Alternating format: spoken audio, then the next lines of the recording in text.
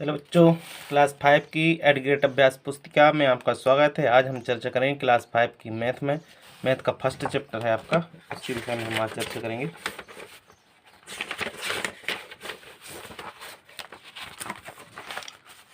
ये रहा first chapter, अध्याय फर्स्ट। लिखा क्या है? मछली उछली। क्या है? मछली उछली।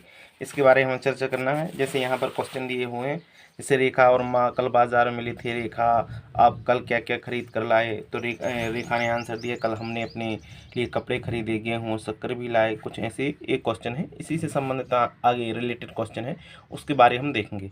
जैसे उसने बताया, मेरी गड़वे से जो 600 रुपये में आई थी और माँ ने 500 रुपये वाली 2 नोटबुक को खरीद कर दी थी। फिर कुछ ऐसा ऐसा इसके विषय में आगे दिया हुआ, उसको देखना है। ठीक, तो यहाँ पर देखना है जो शिक्षक के द्वारा जो तालिका बताई गई है, तालिका को कंप्लीट करना है। तो यहाँ पर जो सामग्री है, सामग्री का नाम दिया हुआ है। जैसे कंपास बॉक्स है, पुस्तकें हैं, तो यहाँ पर मूल्य दिया हुआ है कंपास बॉक्स और पुस्तकों का। जैसे मूल्य है, कंपास बॉक्स का मूल्य है 60 रुपये। तो इसमें कितने नोट दिए? 100 रुपये के नोटों के भुगतान करने की जो संख्या कितनी थी? 60 रुपये देना है, तो हम 100 का नोट देंगे, उसमें से हम वापस कितने मिलेंगे? 40 रुपये मिलेंगे।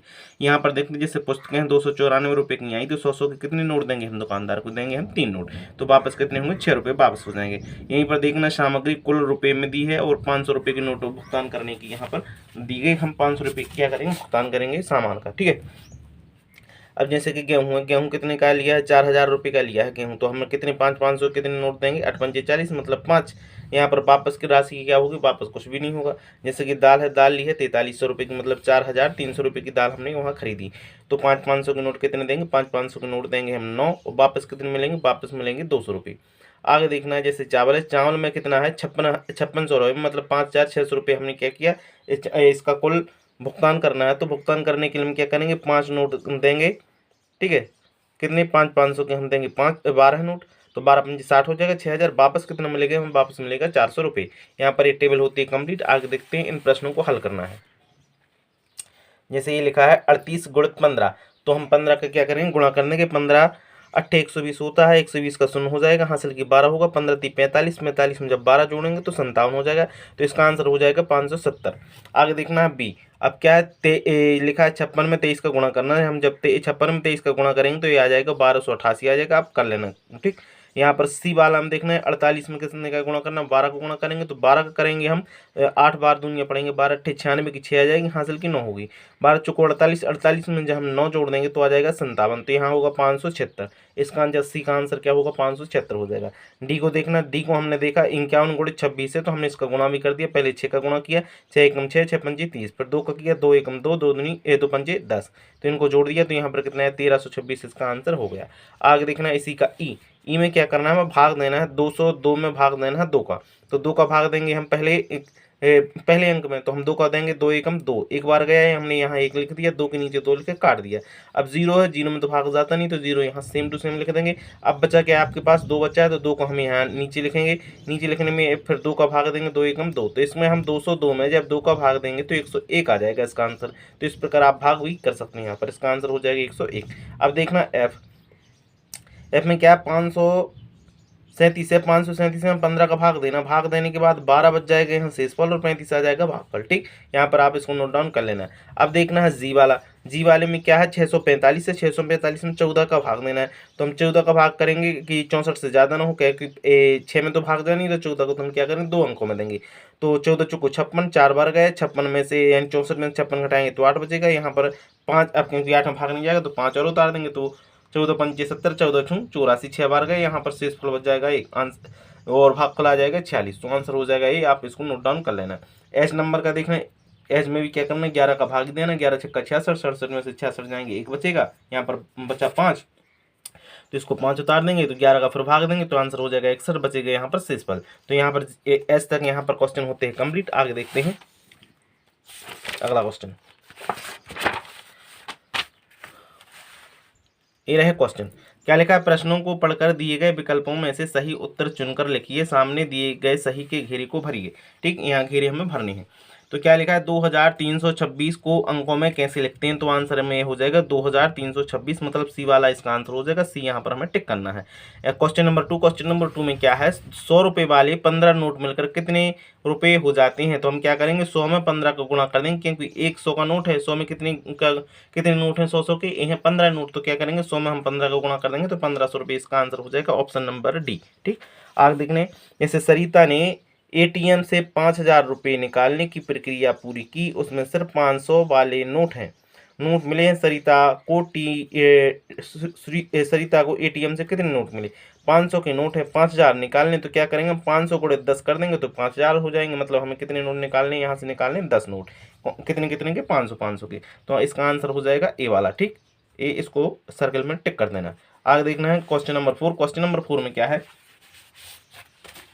गाय का दूध है 40 रुपये प्रति लीटर आता है, तो बताइए 20 लीटर दूध का मूल्य कितना होगा, तो हम क्या करेंगे 40 रुपये का 1 लीटर आता है, तो हमें 20 लीटर चाहिए, तो 40 में हम 20 का गुणा कर देंगे तो 40 गुणित 20 मतलब 800 रुपये हो जाएगा, इसका आंसर हो जाएगा सी वाला। ठीक, आगे देखना है क्वेश्चन नंबर 5, क्वेश्चन नंबर 5 में क्या है, अदिति के बैंक खाते से 2884 रुपये हैं, अर्थात अदिति के बैंक खाते में कितने हैं 2884 रुपये हैं, उसने 1080 रुपये और जमा कर दिए, तो उसके खाते में कुल कितने रुपए हुए, तो क्या करेंगे 2884 में 1080 जोड़ देंगे तो आंसर हो जाएगा इसका, टोटल करने के बाद 3964 रुपये इसके खाते में हो जाएंगे, तो इसका आंसर हो जाएगा कौन सा, सी वाला। अब देखना है हमें क्वेश्चन नंबर 6, क्वेश्चन नंबर 6 में क्या दिया हुआ है, ये रहा क्वेश्चन नंबर 6, एक बोरी में 50 किलोग्राम चावल है, ऐसी 8 बोरियों में कुल कितने किलोग्राम चावल हो जाएंगे, तो हम लिखेंगे यहाँ पर आपको समझाने के हिसाब से, एक बोरी में चावल आता है कितना 50 किलोग्राम, तो 8 बोरी में चावल आएगा, मतलब 50 में हम 8 का गुणा कर देंगे तो 400 किलोग्राम आ जाएगा, मतलब 400 किलोग्राम मतलब 4 क्विंटल। ठीक, आगे देखना है क्वेश्चन नंबर 7, क्वेश्चन नंबर 7 में क्या है, 1 लाख को अंकों में लिखना है, तो हम क्या करेंगे इकाई, दहाई, सैकड़ा, हजार, 10,000, लाख, ये हो गया 1 लाख, हमने अंकों में लिख दिया, एक अंक के बाद कितने जीरो, 5 जीरो है। आगे देखना है इसी का 7 का बी, 1 लाख की खरीदी करने के लिए अंशु ने 100 रुपये वाले नोटों का उपयोग किया, उसने खरीदारी के लिए कितने नोट दिए, तो अंशु ने नोट दिए बराबर में क्या करेंगे 1 लाख में 100 का भाग दे देंगे तो आंसर आ जाएगा 1000, अर्थात अंशु ने कितने नोट दिए, उसको 1000 नोट दिए 1 लाख रुपए की खरीदी के लिए।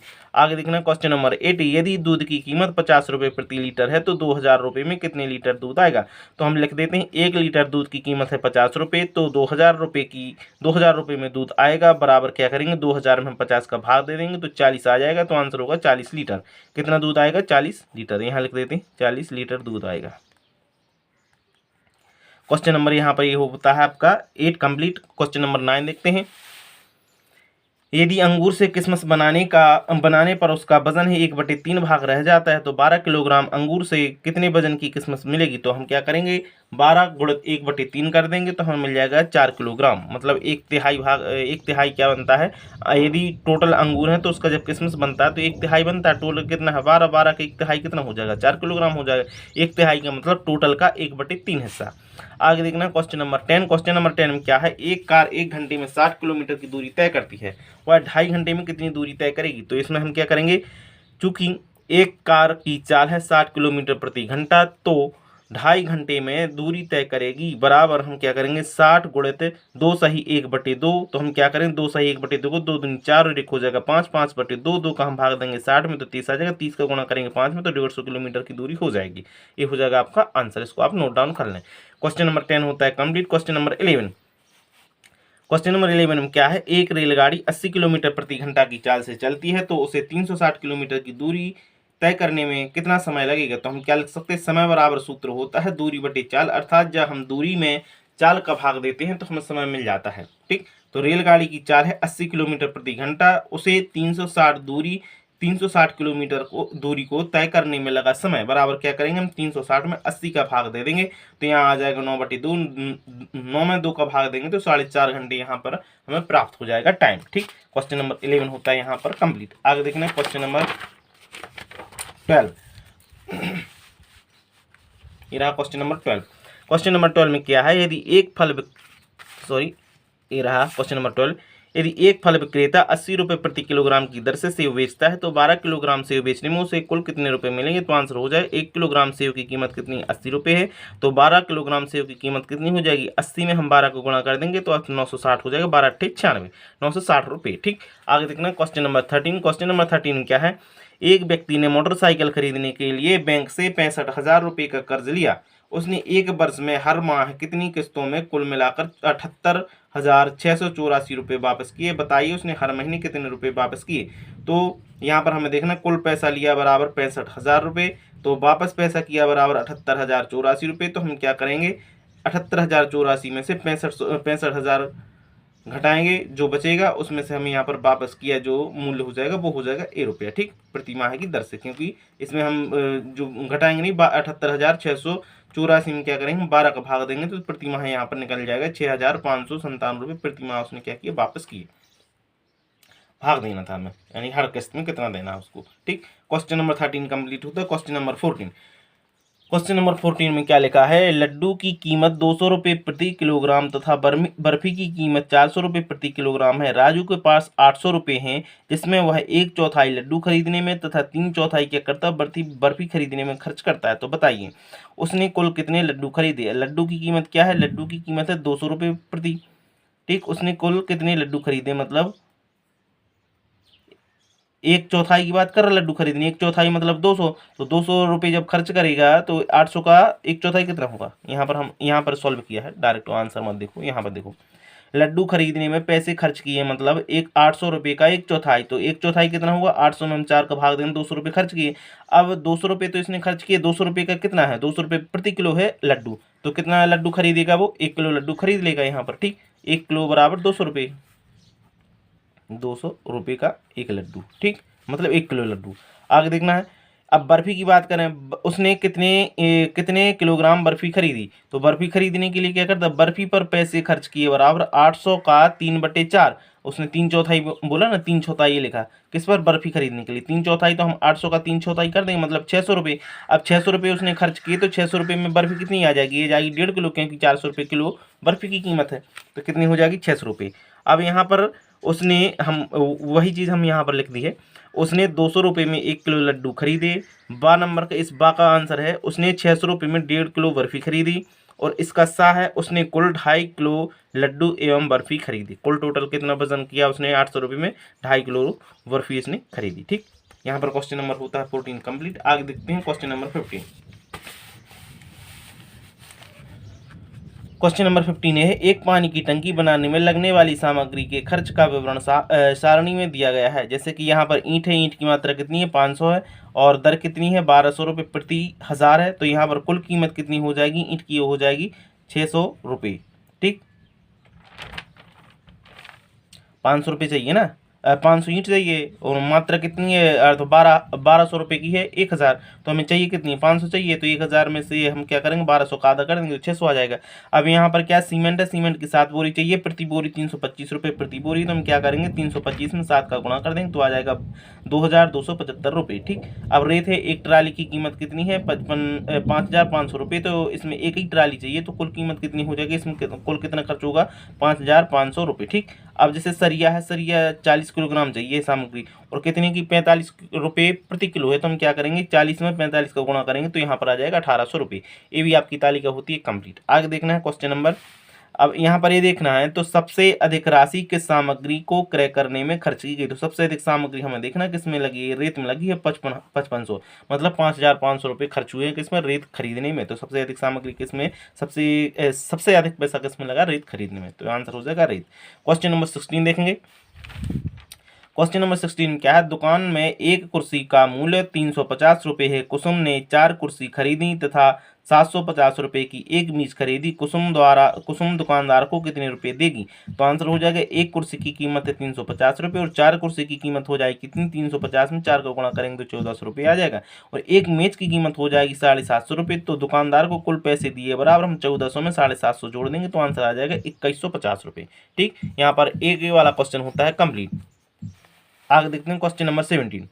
क्वेश्चन नंबर 17 में क्या है? बाढ़ पीड़िता की मदद हेतु 4 गांव से 5,000, 5,000, 4,000, 6,000 रुपये प्राप्त हुए। यदि इस राशि को 25 पीड़ितों को बराबर बराबर बांटना है तो कितने रुपए यहाँ पर प्राप्त होंगे। तो हम क्या करेंगे, बाढ़ पीड़ितों की मदद हेतु कुल राशि कितनी है, 20,000 रुपये। प्रत्येक पीड़ित को मिलेगी राशि, हम क्या करेंगे 20,000 में 25 का भाग दे देंगे, तो यहाँ पर 800 रुपये एक पीड़ित परिवार को मिल जाएगा यहाँ पर रुपया। ठीक, आगे देखना है क्वेश्चन नंबर 18।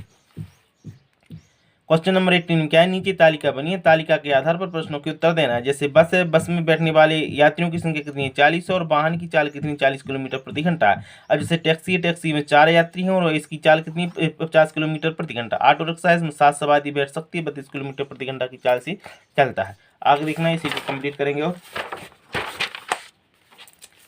तो यहाँ पर क्या लिखा है, बस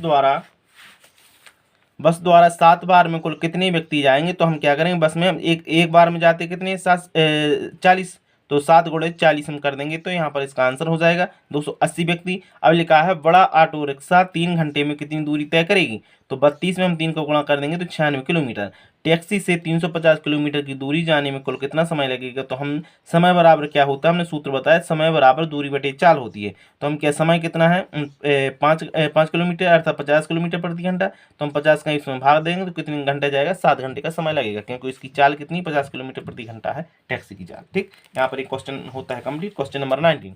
क्वेश्चन नंबर 19 क्या है, एक दूध वाला 20 पशुपालकों में 5 लीटर दूध 5 लीटर दूध एकत्र करता है। एकत्रित दूध में वह 2 लीटर प्रति परिवार बांटता है। वह कितने परिवारों को दूध बांटता है। यदि उससे 4 लीटर दूध प्रति परिवार बांटना हो तो अनुमान लगाए कितने परिवारों को दूध बांट सकेगा।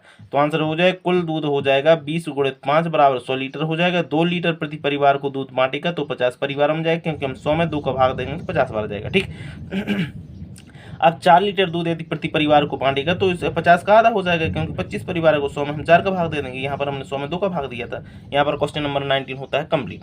अब देखना क्वेश्चन नंबर 20। क्वेश्चन नंबर 20 में क्या है, एक महीने में अपने घर में उपयोग की जाने वाली वस्तुओं की सूची उसकी मात्रा के आधार पर बनाइए। अंकित वस्तुओं का संभावित बाजार मूल्य के आधार पर बिल बनाइए। तो वस्तु है ये मात्रा, अंकित मूल्य है बाजार मूल्य। अब यहाँ पर देखना है, चाय की पत्ती 1 किलोग्राम है, तो अंकित मूल्य कितना है 240 रुपये, तो और बाजार मूल्य कितना है 230 रुपये। ठीक, यहाँ पर देखना चाय पत्ती है 1 किलोग्राम, नहीं शक्कर है 2 किलोग्राम है, 50 रुपये प्रति किलो है, बाजार मूल्य 48 रुपये। तेल की बात करें तो 5 kg चाहिए 180 रुपये के हिसाब से, और बाजार मूल्य 175 रुपये kg।